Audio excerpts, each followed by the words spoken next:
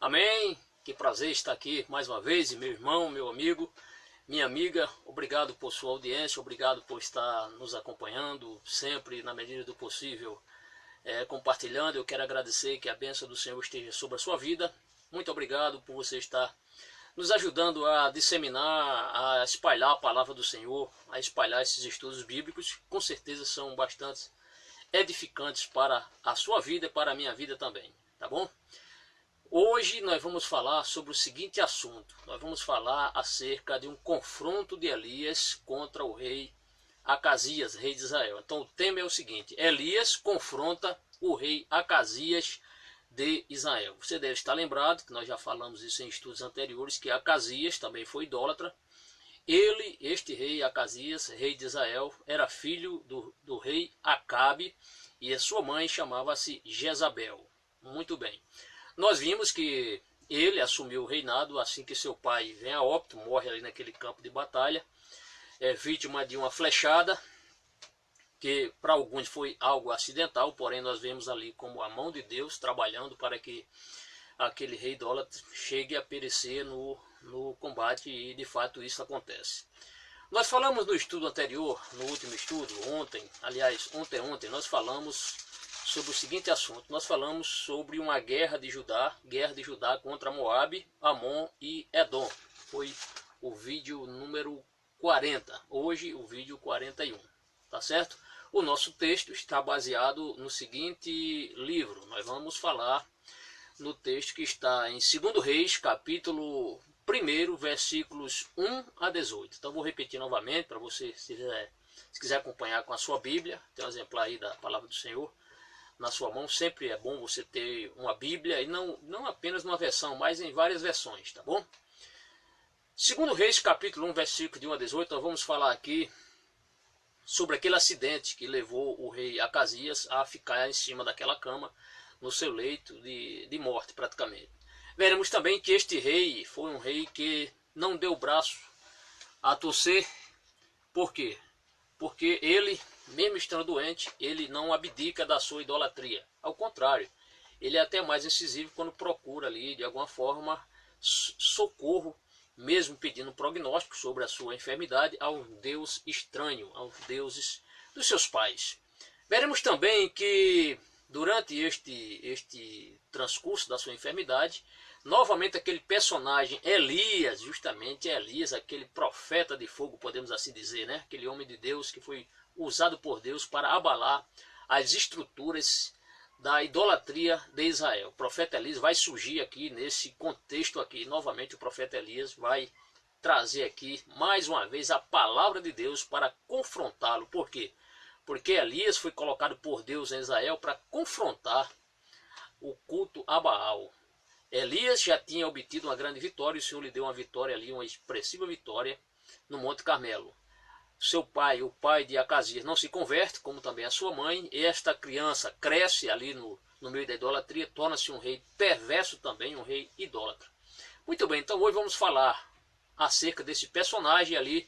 Você verá o fim, o triste fim deste rei idólatra, filho de Acabe, tá bem?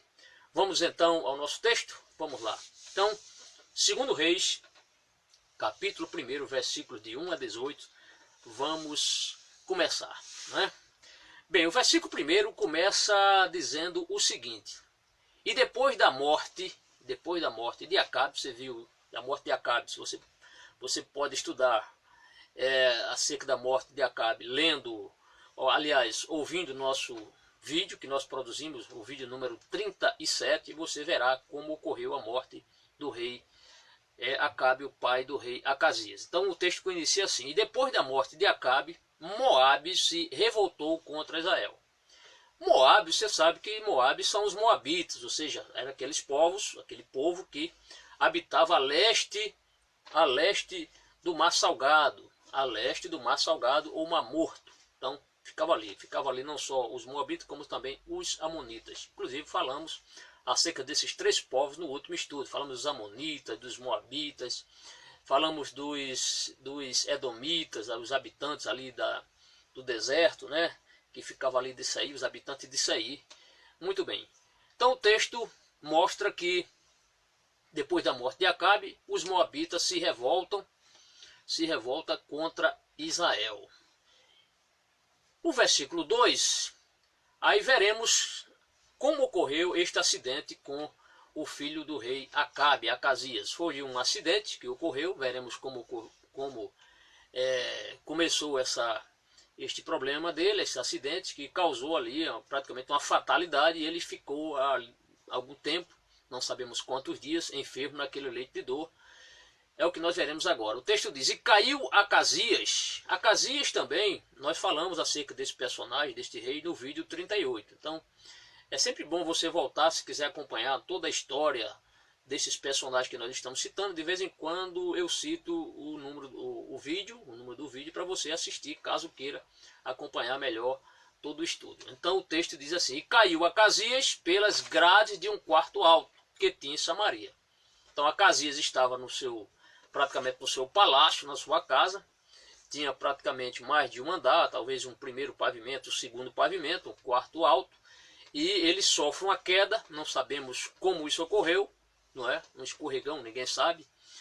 E ele cai e ali ele é acometido de uma forte enfermidade. Alguns comentaristas falam que pode ter sido uma hemorragia interna, como também pode ter ocorrido ali uma infecção, praticamente uma febre alta. Enfim, ele ficou acamado ali até o dia da sua morte. Então o texto diz: e caiu Acasias pelas grades de um quarto alto que tinha em Samaria. Lembrando que Samaria era a capital do reino do norte. E ele veio adoecer. O texto diz: caiu do seu quarto, um quarto alto que tinha em Samaria, e adoeceu. O que acontece? Ele adoece, o que é que ele faz? Ele, ao invés de procurar auxílio do Senhor, ele poderia, nesse momento que ele estava acamado com a sua grave enfermidade, ter se arrependido dos seus pecados, da sua idolatria, e ter consultado o Senhor. Alguém poderia ter mandado alguém: eu procuro o profeta Elias, eu quero confessar o meu pecado, eu quero dar um basta na minha vida de idolatria. Mas o que ele fez? Ele mandou alguém consultar os deuses estranhos, o culto aos deuses estranhos. É o que nós veremos aqui no texto. Então o texto diz: ele adoeceu e enviou mensageiros e disse: ide e perguntai a Baal-zebub. Vamos explicar isso aí. Deus de Ecrom. Então ele chama os mensageiros e manda que esses mensageiros cheguem até a Filístia, porque essa cidade de Ecrom era uma das 5 cidades dos filisteus, como havia outras cidades, cidades como Gaza, Asquelon, Asdod, Gat, Gaza, era uma das 5 principais cidades da Filístia. Então ele pede ali, manda uma comitiva que chegue até a Filístia, na cidade de Ecrom, porque lá em Ecrom havia muitos deuses, e um dos deuses do panteão dos filisteus era este deus aqui chamado Baal-zebub, que alguns comentaristas, você pode ver isso aí em alguns livros, conferir se quiser. Esse nome Baal-zebub significa Senhor das Moscas. Pois é, este nome realmente é horripilante, é o Senhor das Moscas. É isso que significa esse termo Baal-zebub. Deus de Ecrom. Então ele manda a sua comitiva caminhar cerca de 60 quilômetros, porque a cidade de Ecrom ficava ali praticamente a sudeste de Samaria, que era a capital do reino. Então uma caminhada longa, 60 quilômetros, praticamente esse transcurso, esses 60 quilômetros, em média de 2 dias aproximadamente, para eles percorrerem, e ainda tinha um retorno mais 2 dias. E acontece algo no meio desse caminho. Então eles vão cumprir o que o rei Acasias determina para esta comitiva, para eles chegarem até ao Deus, ali os adeptos, os profetas de Baal-zebub, porque na verdade ele envia essa comitiva, não para consultar o próprio Deus, porque esse Deus deles é animais de escultura, mas consultar os oráculos dos profetas de Baal-zebub. Só que se você perceber no texto, o que é que o texto diz? Ele manda o seguinte, essa comitiva com a seguinte incumbência para procurar os profetas desse Baal-zebub. Qual era a incumbência? O texto diz: ide perguntai a Baal-zebub, ou seja, aos profetas de Baal-zebub, que ficava na Filístia. Aí o texto diz: Deus de Ecrom, se sararei desta doença. Quer dizer, ele manda a sua comitiva, não era para pedir que os profetas orassem por ele, clamassem ao Deus Baal, Zebub, para a saúde do rei ser restaurada. Não. Ele apenas pede um prognóstico. Consulte a Baal Zebub, ou os profetas de Baal Zebub, para ver se eu vou me sair dessa, se eu vou morrer ou não vou, se eu vou escapar ou não. O texto diz aqui, olha o que o texto diz. Ele diz, para perguntar se sararei desta doença, se sararei ou não desta doença. Então, nada mais, nada menos, o recado foi um prognóstico. Ele queria que os profetas desse nefasto deus Baal Zebub desse ali um prognóstico para dizer se ele iria escapar ou não daquela enfermidade. Quer dizer, perdeu a chance de se reconciliar com o Deus, com o verdadeiro Deus, o Deus de Abraão, de Isaac e de Israel. Poderia ter enviado alguém à procura do profeta Elias, sair ao encalço do profeta Elias, trazê-lo e ali arrepender-se, confessar seu pecado, e quem sabe a misericórdia de Deus é grande e poderia até perdoá-lo, ou então sará-lo daquela enfermidade. Então o texto, no versículo 2, termina dizendo, ide perguntai a Baal Zebub, ou seja, aquela comitiva ele envia para Ecrom, uma das cidades dos filisteus, lembrando que as 5 principais cidades dos filisteus chamam-se Gaza, Asquelon, Asdod, Gate e Gaza, certo? A cidade de Ecrom que ficava mais a nordeste de todas. Vamos então. Então, no versículo 3, quando nós chegamos no versículo 3, nós veremos, algumas pessoas aqui ficam ligando, e a gente de vez em quando tem que voltar aqui ao nosso vídeo. Nós veremos que neste período, quando essa comitiva enviada por Acasias para ir com destino à Filístia, o anjo do Senhor apresenta, fala com o rei, fala com Elias, o profeta Elias, e dá um recado a Elias. Por quê? Quando o rei Acasias manda esse recado para a sua comitiva, Deus dos céus, que está nos céus, o verdadeiro Deus, escuta esta conversa entre o rei e a sua comitiva que vai com destino a Ecrom. Olha o que diz o versículo 3. Mas o anjo do Senhor disse a Elias o tisbita. Alguns comentaristas, eu já li, alguns defendem que este anjo do Senhor, na verdade, era Jesus pré-encarnado. Deste fato aqui. Tá? Mas não vamos entrar em detalhes sobre esse ponto. Não é tanto objetivo nosso aqui trazer esses esclarecimentos, mesmo porque trata-se de ponto de vista de alguns intérpretes, de alguns comentaristas. Mas alguns defendem que aqui o anjo do Senhor é Jesus pré-encarnado. Versículo 3 diz, mas o anjo do Senhor disse a Elias, o tisbita, já falamos sobre essa questão de tisbita, por que Elias é chamado tisbita, né? Já falamos sobre isso em vídeos anteriores, o tisbita.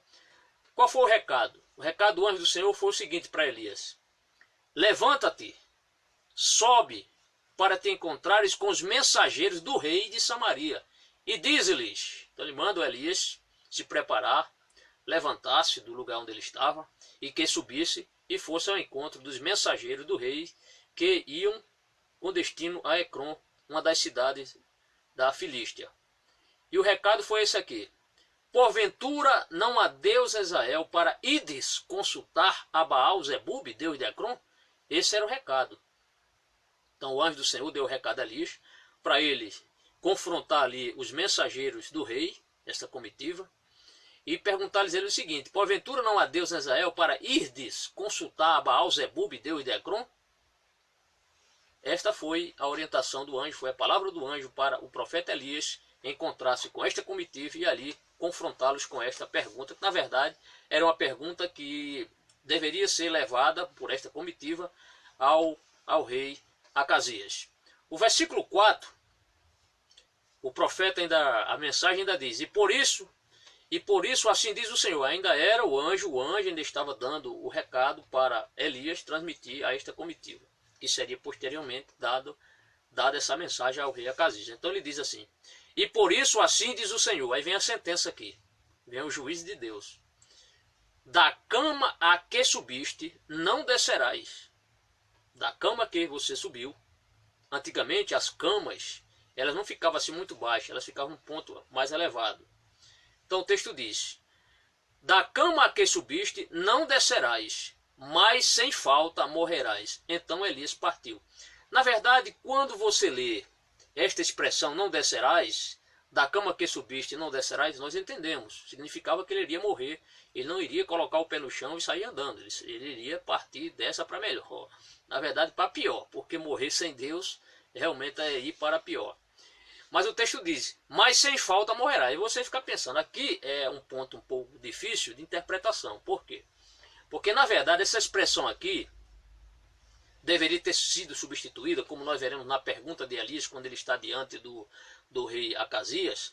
Esta mensagem ela é dita a seguinte, mas com certeza morrerás. Então, se você lê, mas sem falta morrerás, significa dizer, será que as faltas do rei Acasias foram abonadas por Deus? Será que Deus perdoou o rei Acasias? Então, na verdade, não é isso. Então, é um ponto um pouco de difícil interpretação. Talvez tenha ter um lapso do copista, do original, quando escreveu esse texto aqui, mas o texto correto, em outras versões, consiste o seguinte, mas com certeza morrerás, e não sem falta morrerás. Porque se você admitir, mas sem falta morrerás, há de se deduzir que seus pecados foram, porque ele morreu sem falta. Quer dizer, falta, ele tinha muito diante de Deus, porque o rei Acasias foi tão faltoso, foi tão idólatra quanto seu pai Acabe, quanto ao seu avô Onri e os demais reis de Israel. Tá certo? Então entenda, quando você estiver lendo esse texto aqui e se deparar com esse texto que diz, mas sem falta morrerás, entenda, mas com certeza morrerás. E isso está ratificado, veremos um pouquinho à frente, quando Elias ele vai ter essa audiência com o rei e dá esse recado, e ele não fala essa questão, mas sem falta morrerás, mas garante o seguinte, o texto diz, mas com certeza morrerás, certo? O versículo 5, nós veremos que os mensageiros do profeta, os mensageiros do rei Acasias, eles vão e dão esse recado para o rei. Por quê? Porque Elias intercepta essa comitiva, dá este recado do Senhor, transmitido pelo anjo, a questão de mostrar que ele não deveria ter ido consultar a Baal-Zebub, porque havia Deus em Israel, como também a sua sentença de morte, praticamente. Por quê? Porque a profecia garante que ele não desceria da cama, mas ele com certeza morreria. O verso 5 diz, e os mensageiros voltaram para o rei, e ele lhe disse, que há que voltastes. Então, entenda que no versículo 3 e no versículo 4, já entendemos que o profeta Elias escuta essa mensagem dada pelo anjo, o anjo transmite essa mensagem, ele intercepta no caminho, ele intercepta os mensageiros do rei que iam com destino a Ecrom, eles não vão para o destino, eles voltam do caminho e ali vão transmitir o recado ao rei Acasias. Acasias certamente fica admirado porque tão de repente eles retornam, ele sabia que não daria tempo eles chegarem até Ecrom, mas fica surpreso com o retorno tão rápido desta comitiva. É o que vemos no versículo 5. E os mensageiros voltaram para o rei e ele lhes disse, que há que voltastes? Né?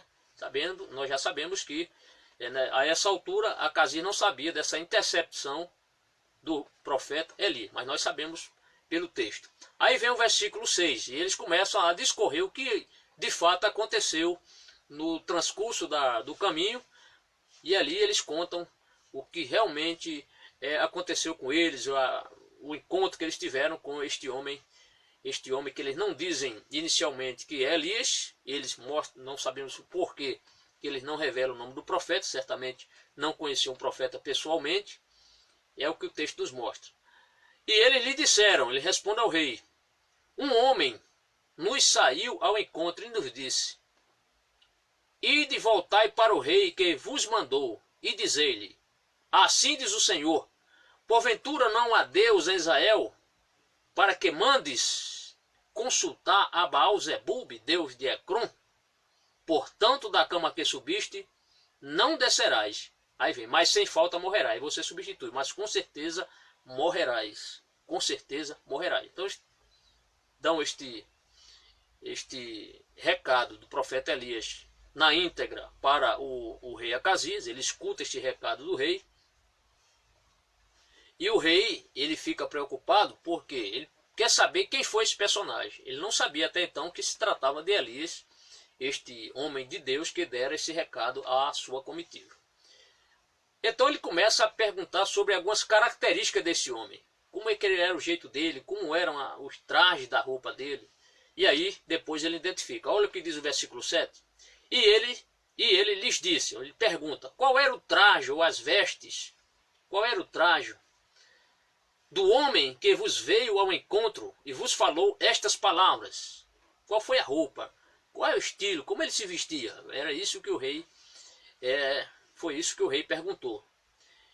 No versículo 8 vem a resposta afirmando que se tratava realmente de Elias. E é isso que quem entende que é Elias é o próprio rei Acasias. O texto diz, e eles lhes disseram, era um homem vestido de pelos. Um homem vestido de pelos. Segundo alguns comentários, ele se vestia com pelos de cabra. Essa roupa é um pouco grossa, áspera.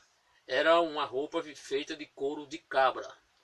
Ou seja, a parte externa, a parte dos pelos ficava ali visível para as pessoas que viam o profeta. Então eles disseram, era um homem vestido de pelos e com os lombos cingidos de um cinto de couro.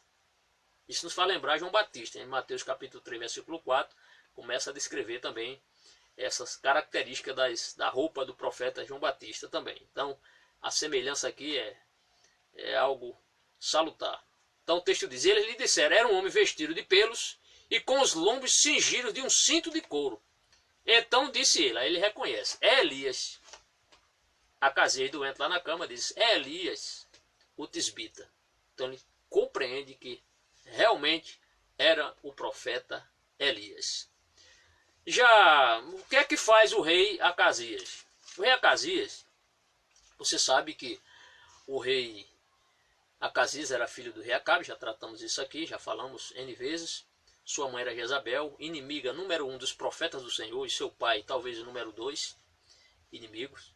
Perseguiram os profetas do Senhor, perseguiram Elias. Elias se refugiou, você sabe disso, que ele teve que fugir para não morrer ali em Samaria. Então, o que é que faz este rei Acasias? Ele manda uma comitiva para prender o profeta do Senhor. Há uma pergunta que não tem como respondê-la. Em que local estava Elias? Alguns dizem, não, estava no Monte Carmelo, mas o texto não fala sobre isso. Quando o anjo do Senhor manda ele, no texto, no versículo número 3, diz, sobe para te encontrares. Não sabemos para onde ele subiu, mas certamente ele foi para a estrada, o caminho em direção a Ecrom. Versículo 9, o que é que faz o rei Acasias? Olha aqui, então lhes enviou um capitão de 50. Então ele manda um capitão com 50 comandados, com a finalidade de prender o profeta Elias. Imagine só, um homem, uma comitiva, aliás, agora uma guarnição composta de um capitão com 50 soldados para prender um único homem. A gente olha assim, houve um certo exagero. Por quê? Porque realmente ele queria sair à caça do profeta Elias. 50 homens, podemos entender que talvez eles iriam desmembrar essa quantidade de homens. Desmembrar para facilitar a procura do... Talvez fosse isso, não podemos ter certeza, nem posso admitir que foi isso. Mas há uma grande possibilidade do exército sair com a tropa e no momento da procura de alguma pessoa, eles desmembrarem ali em vários grupos para facilitar a procura. O certo é que eles encontram esse grupo, o grupo completo, 51 militares, comandado por um capitão, encontra-se com o rei, encontra-se com o profeta Elias. Olha o que diz o versículo 9. Então lhes enviou um capitão de 50, ou seja, com 50 comandados. E subindo a ele, porque esse que estava assentado no cume do monte, pois não dá para dizer que monte. Monte Carmelo, a Bíblia não diz que está no Monte Carmelo. Havia muitos montes ali em Israel, naquela área montanhosa. Então esse capitão com os seus soldados encontra o profeta Elias está no alto do monte, ali em cima, o texto diz no cume do monte. O que é que eles falam? O que é que esse capitão diz? Olha o que ele diz. E disse-lhe, homem de Deus, o rei diz, desce. Homem de Deus, o rei diz, desce. Ou seja, ele queria levar Elias à força. Ou seja, o rei estava praticamente obrigando o profeta Elias a subir com esses soldados. Então era algo ali, hoje podemos imaginar seria uma prisão coercitiva. Estão falando tanto nessa questão da prisão coercitiva, então a prisão coercitiva é realmente a força. Ele mandou ali, o rei mandou um capitão com 50 soldados, ou seja, uma tropa constituída de 51 homens, para prender um único homem, o profeta do Senhor. Então, essa expressão, quando ele diz, homem de Deus, o rei diz, desce, denota que ele realmente queria levar Elias à força. O que é que faz Elias? Qual foi a reação de Elias? O versículo número 10, nós veremos aqui que Elias ele tinha uma grande influência no céu. Este homem de Deus, ele tinha uma grande influência no céu, ou seja, na morada de Deus. Por quê? Porque é o que nós veremos aqui no versículo 10. Este capitão afoitamente, ousadamente, obriga Elias, ou seja, está ali coercitivamente obrigando Elias a acompanhá-lo, a levá-lo à presença do rei, e manda o profeta do Senhor descer depressa, como se ele tivesse autoridade sobre o profeta Elias. Mas o que é que fala Elias? Versículo 10 diz, mas Elias respondeu e disse ao capitão dos 50, se eu, pois, sou homem de Deus, desça fogo do céu e te consuma, ou seja, te destrua, a ti e os teus 50. O que é que você acha que aconteceu? O que é que você acha? Será que esse fogo desceu? Será que consumiu? Sim. Olha o que diz o versículo. O texto diz, no mesmo versículo 10, a parte B diz, então fogo desceu do céu e os consumiu, a ele e aos seus 50. Ou seja, 51 vidas pereceram carbonizadas. Por quê? Porque afoitamente queriam obrigar o homem de Deus a ir à presença de um rei idólatra. Então, esta prisão coercitiva, realmente eles se deram mal. Por quê? Alguns comentaristas falam que quando este capitão, no momento que este capitão fala com Elias, homem de Deus, desce, alguns comentaristas falam, aliás, poucos comentaristas falam que ele falou com certo ar de gracejo, como se Elias não fosse homem de Deus. Então, alguém pode pensar, não, mas ele tratou bem, ele falou que Elias era homem de Deus. Só que a segunda parte dessa questão de descer pode ter sido coercitivamente, não deixa de ser, pela expressão, mas também pode ter sido com um ar de gracejo, como se Elias não fosse homem de Deus. Bem, isso aqui é só um ponto de vista.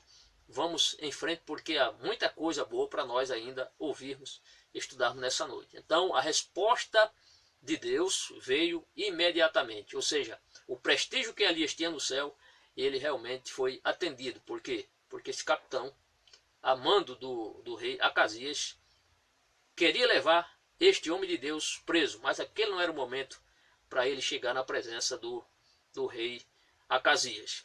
E o texto diz, se eu sou homem de Deus, desça fogo do céu. E Deus confirma que Elias realmente era homem de Deus. Por quê? Porque enviou fogo do céu e consumiu ali aos 50 homens. Você pode imaginar, mas Deus foi cruel com os 50. O que é que tinha os soldados? Os soldados estavam apenas cumprindo uma ordem do seu capitão em convocá-los, em escalá-los para cumprir a missão. Só que certamente esses soldados estavam também com o mesmo desígnio, vontade de prender realmente, talvez fossem até inimigos do profeta Elias e queriam ele ali realmente preso, queriam humilhá-lo. Não vamos entrar mais em detalhe porque o texto não é muito claro quanto a esse aspecto, mas fica apenas essa questão que você pode imaginar, essa questão dos soldados terem sido vítimas, desta ação da ira de Deus. Mas Deus é soberano, ele tem seus planos, ele sabe tudo e sabe julgar perfeitamente. No versículo número 11, aí nós veremos que o rei, não sabemos como ele tomou conhecimento, porque o texto não mostra, o rei Acasias manda outra tropa, com mais um capitão escalado, com mais 50 comandados, ou seja, com mais 50 soldados. Por quê? Aqueles 50 já tinham perecido, carbonizados 51 militares. Não sabemos quem assistiu essa desforra, essa matança de gente queimada. O fato é que o rei mandou, talvez pela demora em retornarem, o fato é que o rei Acasias toma a iniciativa de mandar outra tropa comandada por outro capitão. É o que diz o versículo número 11. O texto diz, e tomou o rei a enviar-lhe outro capitão de 50, com os seus 50. Este lhe falou e disse, aí você verá que este o capitão ainda foi mais afoito, porque aquele outro disse: homem de Deus, desce. Esse aqui que é a coisa mais rápida, que é uma prisão coercitiva o mais rápido possível. É o que nós veremos aqui no texto. Vou ler o versículo 11 novamente. E tornou o rei a enviar-lhe outro capitão de 50 com os seus 50. Este lhe falou e disse: homem de Deus, mesma coisa, homem de Deus, assim diz o rei, desce depressa. Desce depressa. Quer dizer, este falou desce e tinha mais, e depressa, ou seja, é coisa rápida, desça rápido para você ser preso rapidamente. Então, novamente, outro capitão praticamente com a mesma missão, prender o homem de Deus. O que é que fala Elias? Praticamente as mesmas palavras que ele tinha dito no versículo anterior, versículo número 10. Olha o versículo 12. E respondeu Elias e disse-lhe: se eu sou homem de Deus, desça fogo do céu e te consuma a ti e aos teus 50. E aos teus... Vou ler o texto novamente. Respondeu Elias e disse: se eu sou homem de Deus, desça fogo do céu e te consuma a ti e aos teus 50.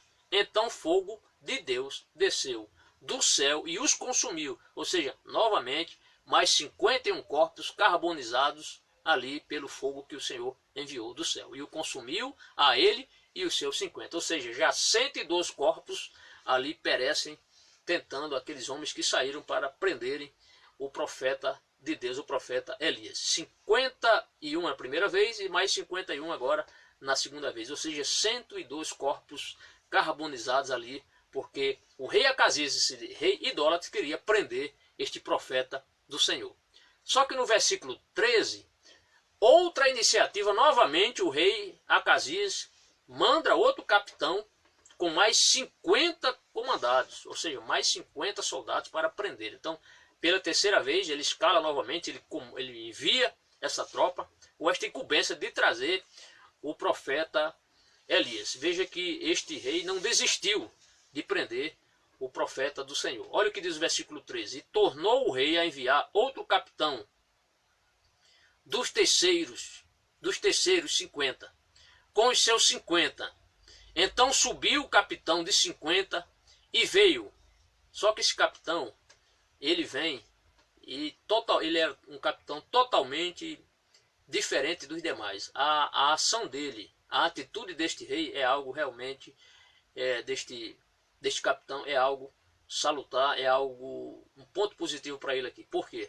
Porque ele se humilhou na presença do profeta do Senhor. Ele não foi aquele capitão ousado, afoito para cumprir a missão, mas ele se humilha. É o que o texto vai nos apresentar. O texto diz assim: e pôs-se de joelhos diante de Elias e suplicou-lhes e disse-lhe: homem de Deus, seja, peço-te, preciosa aos teus olhos a minha vida e a vida destes 50 teus servos. Quer dizer, ele já se mostra uma pessoa humilde.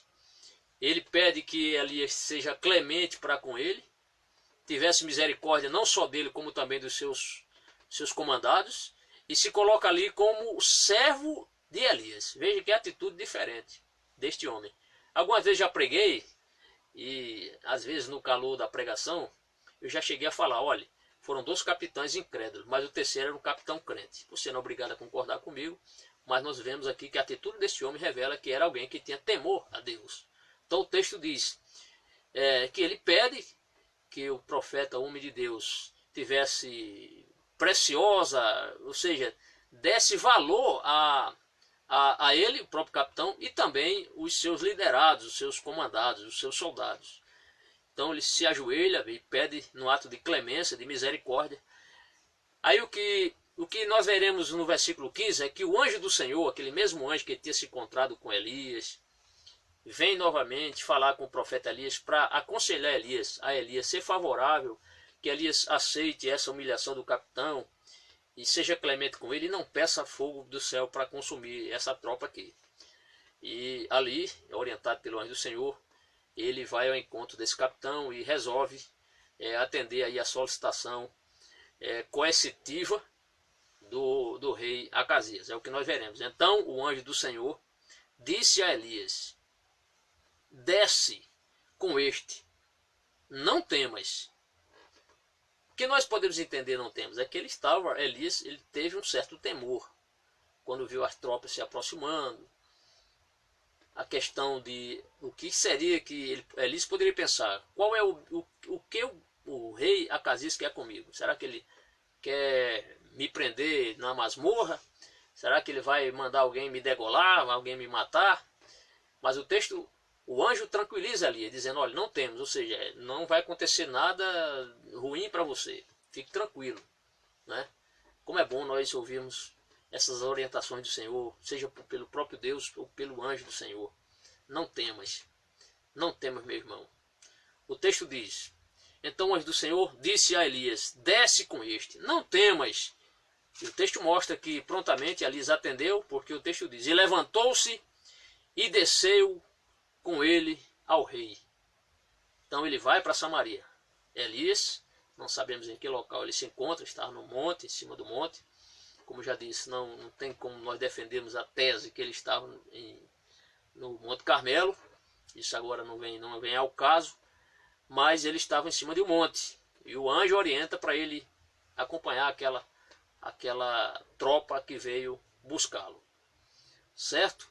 Então, este capitão, ele foi um capitão, alguns dizem que ele foi um verdadeiro capitão apaixonado pela vida dos seus soldados, digamos assim, ou seja, que preservou a vida dos seus comandados, ou seja, era alguém que liderava e alguém que queria que aqueles seus comandados não fossem afetados pela ira divina, alguém que se preocupou com o próximo, se preocupou com os seus liderados. Esse é um ponto positivo na vida deste capitão e isso nos leva a nós que temos cargo, você meu irmão que tem cargo de liderança na igreja, se preocupar também com aquelas pessoas que estão trabalhando conosco para nós valorizarmos a vida desses irmãos. Então o texto diz, no versículo número 16, e disse-lhe assim, assim diz o Senhor. Então o profeta Elias vai à presença do rei Acasias, que está deitado na sua cama, ele já está em Samaria, e diante do rei Acasias, o que é que ele diz? Olha o que diz aqui o texto. E disse-lhe, assim diz o Senhor, por que enviaste mensageiros a consultar a Baal-zebub, Deus de Ecrom? Porventura é porque não há Deus em Israel para consultar a sua palavra? Portanto, desta cama que subiste não descerás, mas certamente morrerás. Então veja que Elias é um homem de Deus, não temeu dar o recado de Deus, um recado pesado, mas ele não temeu, deu o recado. Ele confrontou o rei Acasias, porque não era o caso de você consultar o Deus. Por que você foi consultar o Deus, um Deus que não existe, o Baal-zebub? Por acaso não há Deus em Israel? Por acaso não há o Deus de Abraão, de Isaac, de Jacó? Isso ele confrontou o rei. Nós não vemos aqui o rei se arrepender da sua atitude. Ele poderia ter pedido aqui, Elias, estou profundamente arrependido dos meus pecados, da minha idolatria. Ore por mim, veja se o Senhor, na sua misericórdia, me restaura, quer me restaurar. Mas ele não faz isso. Ele fica em silêncio, ouvindo o que o profeta tem a dizer. E ali Elias fala, portanto, desta cama que subiste não descerás, mas certamente morrerás. Ou seja, ele estava ali enfermo, alquebrado, e ele não iria de forma alguma escapar, sua vida iria ser restaurada, de forma nenhuma. Elias, então, com a palavra do Senhor, garante que este rei iria morrer no seu leito de dor. O versículo número 17, veremos logo em seguida o cumprimento dessa palavra do Senhor, porque a palavra do Senhor, a palavra de Deus se cumpre na íntegra. E aqui veremos o óbito do rei Acasias, um reino muito curto, quase 2 anos. Seu pai reinou muito mais do que ele, mas ele teve um reinado muito curto. Assim, pois, morreu conforme a palavra do Senhor que Elias falara. Então ele morre, não desce da sua cama, morreu na sua enfermidade, não se reconciliou com Deus, não se arrependeu da sua idolatria. O que nós vemos aqui é o silêncio de Jezabel. Interessante, porque Jezabel ainda está viva. Seu marido Acabe já tinha morrido, como já falamos acerca disso na guerra, naquele combate contra os sírios, contra Ben-Hadad ele morre. Mas Jezabel ela está praticamente em silêncio, ou seja, era como se fosse uma mãe que não estava nem aí para a enfermidade, não era aquela mãe presente, né? Ela talvez fosse presente, talvez não, com certeza ela era presente nos cultos idólatras, mas com a saúde do seu filho, em nenhum momento aqui o texto mostra, em nenhum momento a intercessão, a ajuda da sua mãe, em nada. Praticamente, ela talvez tenha até o instigado para que ele mandasse essa comitiva para Ecrom, porém o texto não fala, não vamos defender essa tese, esse pensamento nosso. Tá certo? Então o versículo número 17 diz: assim pois morreu, conforme a palavra do Senhor que Elias falara. E Jorão, aí veremos agora, o sucessor do rei Acasias, que era seu irmão. Por quê? Porque o rei Acasias não deixou filhos, não tinha descendente. E aí ele tinha a dinastia de Onri. Você sabe que a dinastia de Onri começou praticamente com Onri, depois o rei Acabe, que passou a coroa para Acasias, que agora vai passar para Jorão, irmão de Acasias. Por quê? Acasias não passou o trono para o seu filho, porque ele não tinha filho.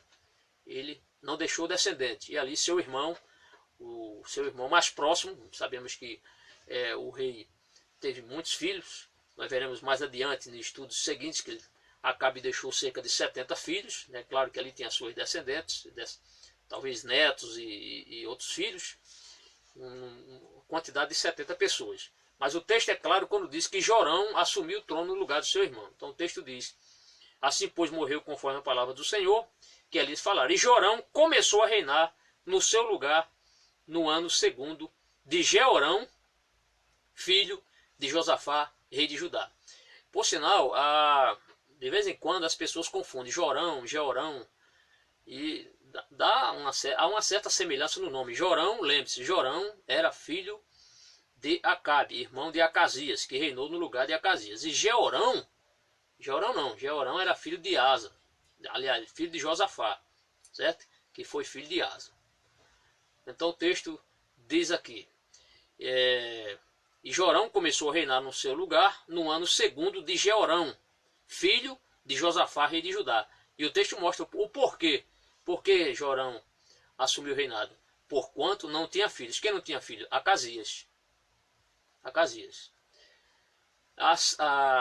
A Septuaginta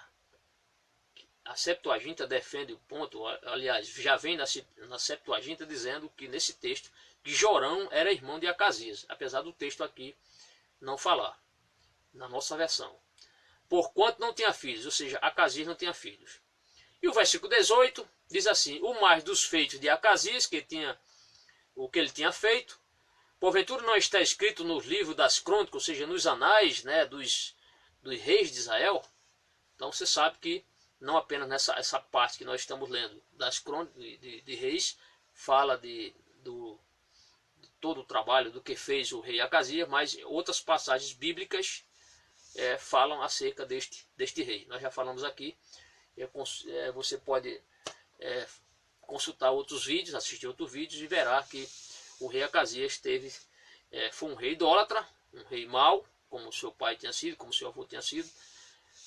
Enfim, o texto assim termina dizendo isso, que os escritos, o que a Bíblia em outros pontos, em outros livros, fala acerca do rei Acasias. Ou seja, em outros textos está falando do rei Acasias também. Um reinado curto, como já falamos, cerca só de 2 anos apenas, curtíssimo o seu reinado, e também foi vitimado por uma tragédia, assim como aconteceu com seu pai, aquela flechada, e ele morreu quando estava no seu leito de dor, o rei Acasias. Tá bom? Agora vem a lembrança, você pode perguntar, e aquela palavra do Senhor que tinha usado o profeta Elias para dizer que todos os descendentes de Acabe iriam perecer, os cães iriam lamber o seu sangue, porque não se cumpriu com este rei aqui, com Acasias? Porque ele estava no leito de dor. Mas a profecia, ela continua. Lembrando que o Senhor poupou Acabe de passar por esse vexame. Dele não ser, onde ele morreu, o seu sangue foi lambido pelos cães, porém não foi na vinda de Nabote. Os cães lamberão o sangue de um descendente do rei Acabe, e este descendente será o rei Jorão. Por quê? Porque Jeú, sabendo disso, a profecia deveria se cumprir. Então, não se cumpriu essa profecia com Acasias, mas vai se cumprir com seu irmão chamado Jorão. Isso vai se cumprir literalmente. Bem, amados, o que nós podemos colher aqui para a nossa vida espiritual? O que eu posso, que vem ao meu coração para lhe dizer é que vale a pena ser fiel ao Senhor. Você não deve temer se você for pregar o evangelho para uma autoridade, para alguém que você sabe que tem, talvez o seu patrão, o seu chefe no seu trabalho. Não temas de dizer a verdade de Deus, não temas de pregar o evangelho. Vemos que o profeta Elias, ele, diante do rei Acabe, ou do rei Acasias, não baixou a sua cabeça, mas ele entregou o recado do Senhor. O mundo precisa conhecer a verdade, o mundo precisa conhecer que somente Jesus, somente o seu plano de salvação, somente o seu sacrifício é capaz de restaurar o homem a Deus. Seja fiel ao Senhor, pregue o evangelho, fale de Jesus sempre às pessoas, aquelas pessoas que talvez até venham lhe confrontar. Não fuja desta briga, eu digo briga entre aspas. Por quê? Porque o evangelho do Senhor Jesus tem que ser pregado. Que Deus lhe abençoe, seja fiel, sejamos fiéis. Amém.